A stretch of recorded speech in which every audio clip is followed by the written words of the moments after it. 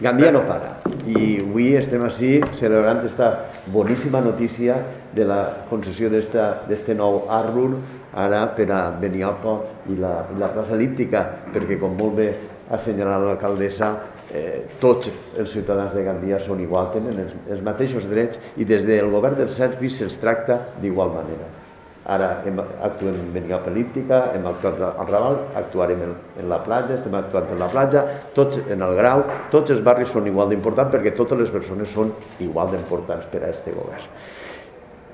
Cal remarcar això s'ajust, no? El govern del Botànic, el govern dels Serpis, el govern central, que aposten decididament per les persones. Primer, les persones.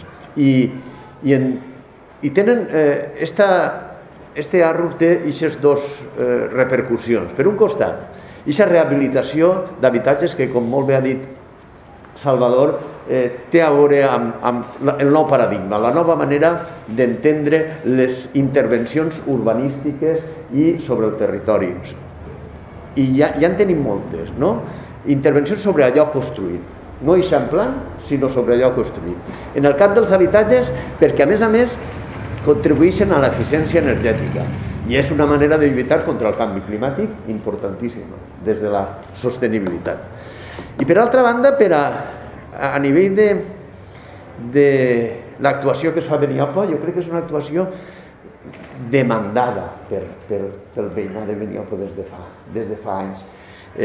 Una de les primeres reunions que vaig tindre jo com a regidor d'urbanisme me la van demandar. Què podem fer ahir per aconseguir la millora urbana, per aconseguir aquesta ciutat inclusiva, aquesta ciutat saludable, aquesta ciutat segura, aquesta ciutat amable que tots estem desitjant. I aquestes actuacions, per un costat, la de la plaça de Llauradors i els carrers immediats, Afores i Sant Antoni, on s'ampliarà els espais per a vianants, que no és només al centre històric, que no és només a la platja, que és també a Beniopo, que és en tots els barris de la ciutat, que és també al Raval, on estem actuant. Per què? Perquè volem una ciutat millor per a tots.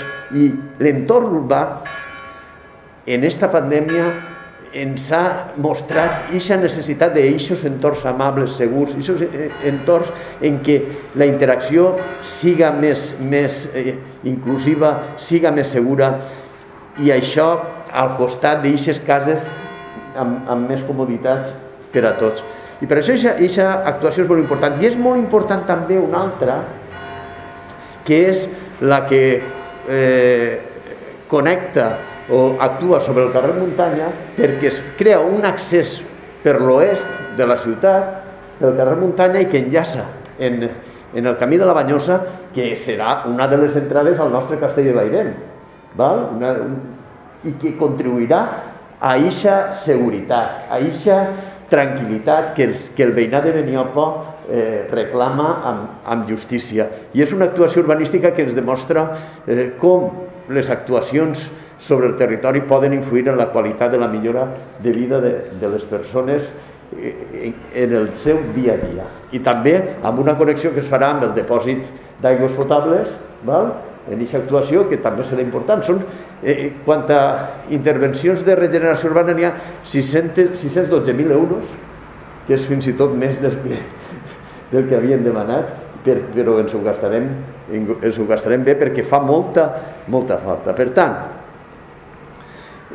desvanits des del govern dels Serpis, que el nostre Consell, el govern central, aposta per aquest tipus d'intervencions que creen ocupació i que, per tant, milloren la qualitat de vida de totes les persones. I també voldria remarcar un aspecte. La primera reunió que vam tindre marca també la manera d'un urbanisme participatiu. Allí al centre social del Raval, presidida per Amparo Vitoria, de Beniopo, perdó, presidida per Amparo Vitoria, on van participar totes les associacions i el veïnat de Beniopo, i aquesta manera de construir entre tots aquesta Gandia millor que desitgem.